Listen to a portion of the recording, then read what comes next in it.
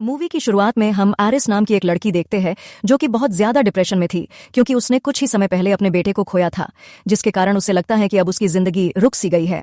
उसके दिमाग में अजीबोगरीब ख्याल आने लगे थे। एक रात में जब उसके हस्बैंड सो जाते हैं तब वह एक चाकू अपने पॉकेट में रखती है और अपनी कार लेकर घर से निकल जाती है। सुबह होने पर वो एक पहाड़ पर पहुंच जाती है जहां पर उसके बेटे को दफनाया गया था। फिर अपने बेटे की फोटो को देखकर वह कुछ इमोशनल बातें कहती हैं। उसके चले जाने के बाद वह अपनी लाइफ से खुश नहीं थी। वो बातें करते करते पहाड़ी के किनारे पर आ जाती हैं और वहां से कूदकर अपनी जान देने ही वाली थी कि यहाँ पर एक आदमी पहले से ही लेटा हुआ था। वो समझ गया था कि एरिस अपने आप को खत्म करना चाहती है। उसको बचाने के लिए वह उसका माइंड चेंज करने की कोशिश करता है और उससे बातें करना शुरू कर देता है। वह बताता है कि मेरा नाम रिचर्ड है। वो उसे कहता है कि मैं तुम्हें रोकूंगा नहीं, बस मैं तुमसे मरने से पहले कुछ बातें शेयर करना चाहता हूँ। वो उसे एक लड़के की कहानी सुनाता है जो बहुत ही खुशमिजाज हुआ करता था। वह हर काम को मजे से किया करता था, जो किसी भी जवान लड़के की जिंदगी में एक्साइटमेंट ला सकता था। लेकिन फिर एक दिन जब वो अपनी फ्रेंड के साथ जा रहा था तो उसकी कार का एक्सीडेंट हो गया। वो तो बच गया, लेकिन उसकी फ्रेंड मर गई और इस सदमे से निकलने में उसे महीनों तक लग गए। लेकिन जब वह सदमे से बाहर आया तब उसे एहसास हुआ कि उसकी फैमिली उससे बहुत प्यार करती है और उसके ठीक होने का इंतजार कर रही थी। उसे तब इस बात का एहसास हुआ कि वो अपनी लाइफ को रोककर कितना गलत कर रहा था। फिर वो एरिस से कहता है कि इस कहानी का मकसद बस इतना बताना है कि किसी के मरने के बाद जिंदगी खत्म नहीं होती और कोई भी मरना नहीं चाहता है। बस कुछ कमजोर यादें हमें यहाँ तक ले आती हैं और अब तुम चाहो तो मर सकती हो। मैं यहाँ से जा रहा हूँ। यह कहकर रिचर्ड वहां से चला गया, लेकिन उसकी बातों का असर एरिस पर हो गया था, इसलिए उसने मरने का इरादा कैंसिल कर दिया और वापस अपनी कार की तरफ आ गई। यहाँ आकर उसने देखा कि रिचर्ड ने अपनी कार उसकी कार के बिल्कुल बराबर ही पार्क की हुई थी, जिसके कारण वो अपनी कार का दरवाजा भी नहीं खोल पाई। फिर रिचर्ड एक छाता हाथ में लिए उसके पास आता है और वो उसे कहता है कि मैं तुम्हारी दरवाजा खोलने में मदद करता हूँ। यहाँ पर एरिस को एक बात अजीब लगती है कि मौसम ठीक होने पर भी वह छाता लेकर क्यों आया है। उसके पास आकर वो उस छाते से एरिस पर हमला कर देता है और पता चलता है कि यह एक इलेक्ट्रिक अम्ब्रेला है, जिसके कारण एरिस को बुरी तरह शॉक लगता है और वह वहीं पर बेहोश हो जाती है। लेकिन उसे थोड़ा सा होश था, जिससे उसे यह महसूस हो रहा था कि रिचर्ड उसके हाथ पैर बांध रहा है, जिसके बाद वह उसे उठाकर अपनी गाड़ी में गेर देता है। होश आने के बाद एरिस होशियारी दिखाते हुए अपनी स्मार्ट वॉच से अपने हस्बैंड को कॉल करने की कोशिश करती है और इस बात का रिचर्ड को पता चल जाता है और वह उसे कहता है, जितनी भी कोशिश कर लो लेकिन यहाँ सिग्नल नहीं है, तुम किसी को भी मदद के लिए नहीं बुला पाओगी। उसका यह प्लान खराब हो जाता है, लेकिन तभी उसके दिमाग में एक और प्लान आता है। उसने आते समय अपनी पॉकेट में एक चाकू भी रखा था। वह चुपके से उसे निकालती है और उससे अपने हाथों की रस्सी को काटने की कोशिश करती है और इस दौरान वह रिचर्ड को अपनी बातों में लगा लेती है ताकि रस्सी की आवाज न आए। अपने हाथों को आजाद करते ही वह बिना अपना समय बर्बाद किए रिचर्ड के ऊपर हमला कर देती है।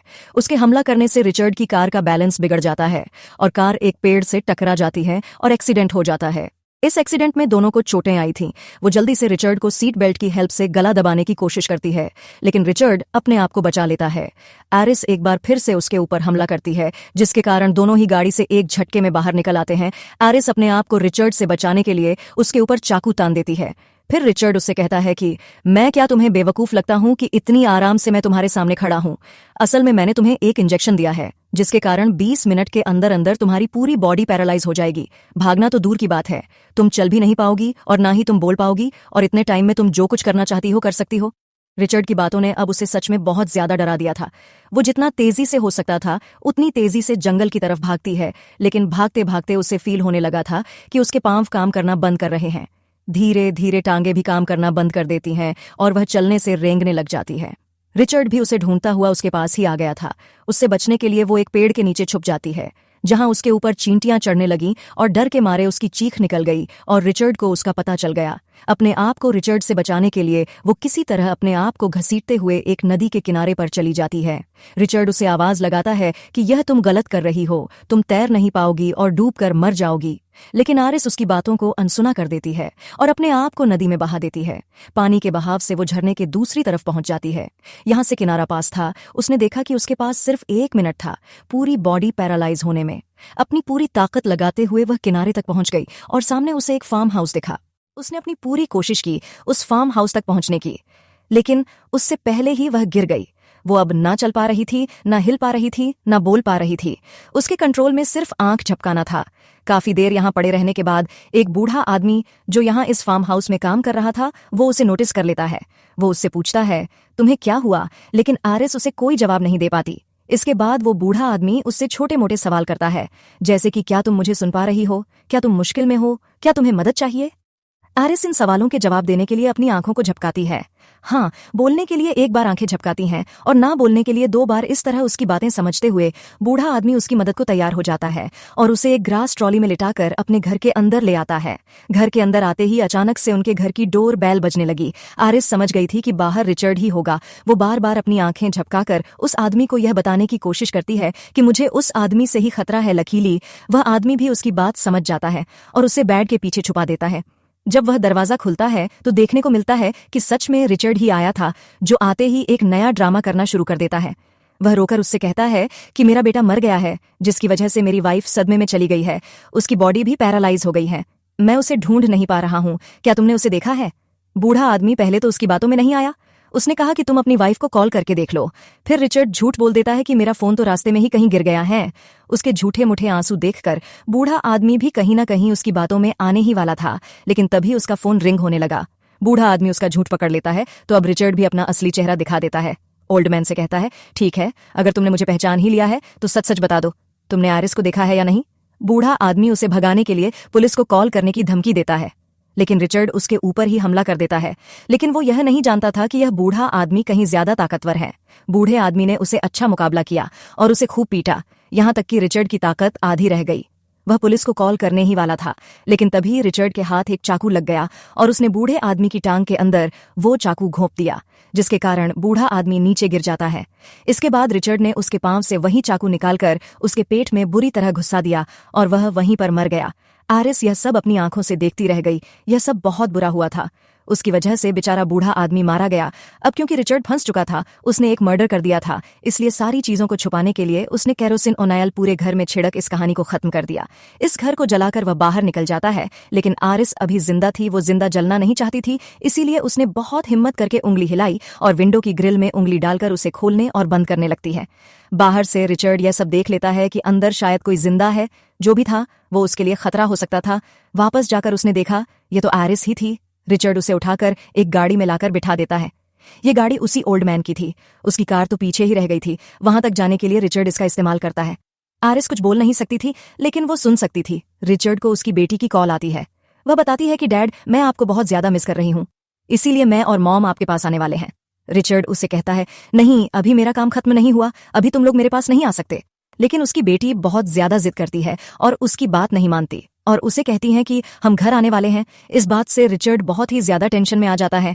इसी टेंशन में उसका एक्सीडेंट भी होते होते बच जाता है और इससे भी ज्यादा बुरा काम उसके साथ यह होता है कि उसकी गाड़ी में पेट्रोल खत्म हो जाता है। पेट्रोल डलवाने के लिए वो पेट्रोल पंप जाता है और एरिस को एक कैप पहना देता है ताकि कोई उसके एक्सप्रेशन ना देख पाए। एरिस अपने हाथों का पूरा जोर सीट बेल्ट को खोलने में लगा देती है, लेकिन बॉडी के पैरालाइज होने के कारण उसके हाथ थोड़े बहुत हिल पा रहे थे। यही बहुत बड़ी बात थी। यहीं पर वह एक लड़के को देखती है जिसकी उम्र लगभग उसके बेटे जितनी थी। उसे देखकर वो और भी ज्यादा इमोशनल हो जाती है। यह बच्चा भी उसे देखकर जान जाता है कि यह औरत किसी मुसीबत में है। इससे पहले कि वो एरिस से कुछ पूछ पाता, उस बच्चे की माँ यहाँ आकर उसे ले जाती है। यह औरत भी जान चुकी थी कि एरिस के साथ कुछ तो गड़बड़ है, इसीलिए उसने पीछे से पुलिस को भी कॉल कर दी और गाड़ी का नंबर भी उन्हें बता दिया। इसके बाद रिचर्ड कार को ड्राइव करते हुए वहीं पर ले आया था जहां पर उसने अपनी कार को पार्क किया हुआ था।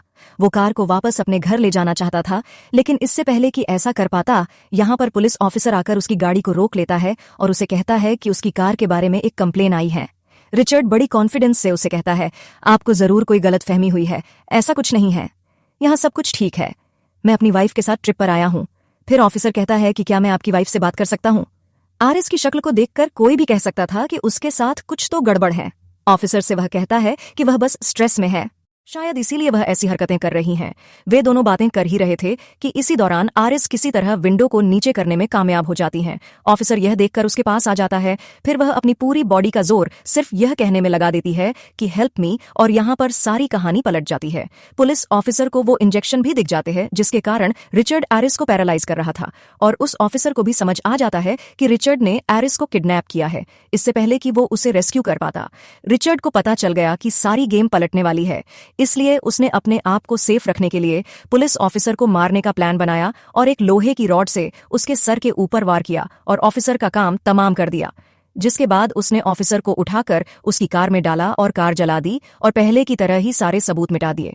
अब आरिस भी टूट चुकी थी, उसने मदद की सारी उम्मीदें छोड़ दी थीं।